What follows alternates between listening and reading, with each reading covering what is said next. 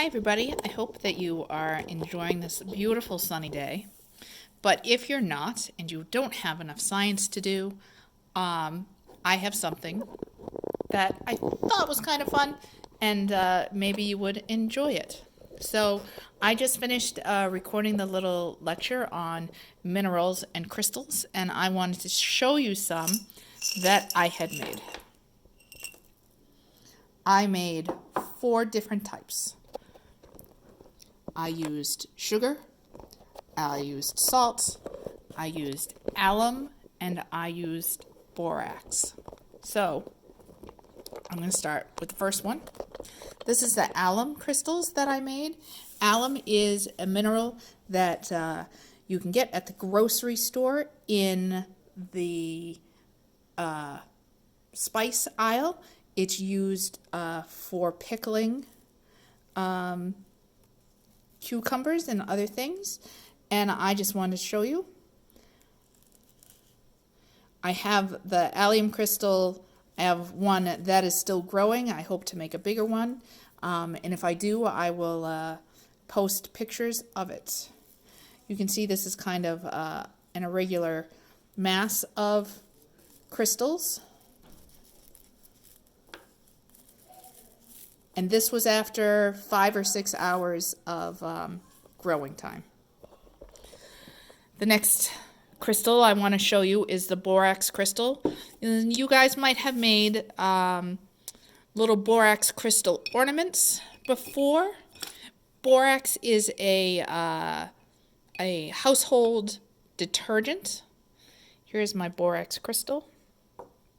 I made my solution of borax in hot water, and then you basically, for all of these, the water is boiling hot.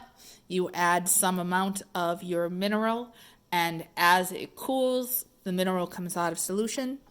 The borax crystals are clear. They are on a white pipe cleaner, was what I could find.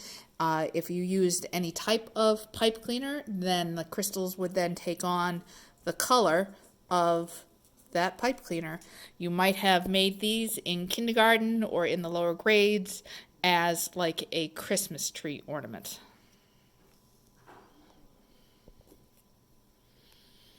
I said in my lecture that salt is a mineral, NaCl. 8th graders, you might remember we looked at some salt crystals underneath the microscope last year.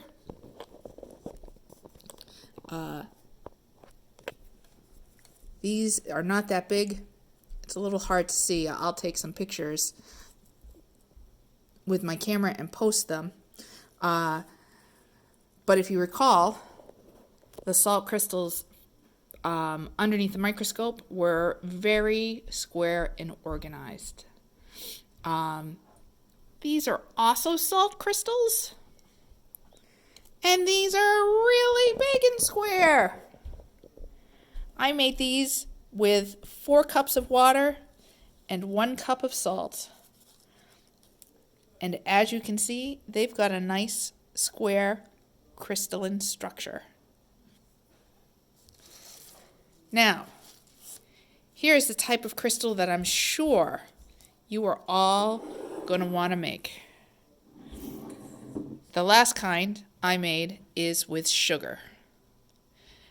I said in my lesson, oh, it's stuck. I said in my lesson that crystals and minerals that form in the crust are inorganic crystals, meaning that there's no carbon.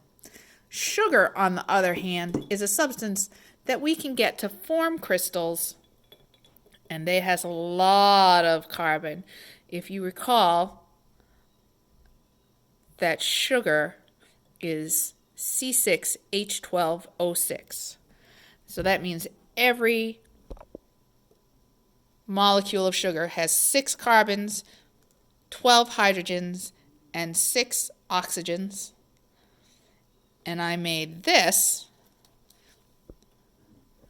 by using 1 cup of water with 3 cups of sugar.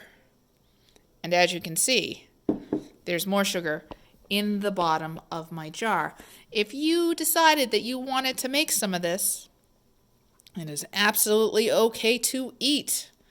In fact, this is how rock candy gets made. You just put a little food coloring in there. You can put a little flavoring in there. And sugary. So, I will post the recipes on how to make your own crystals.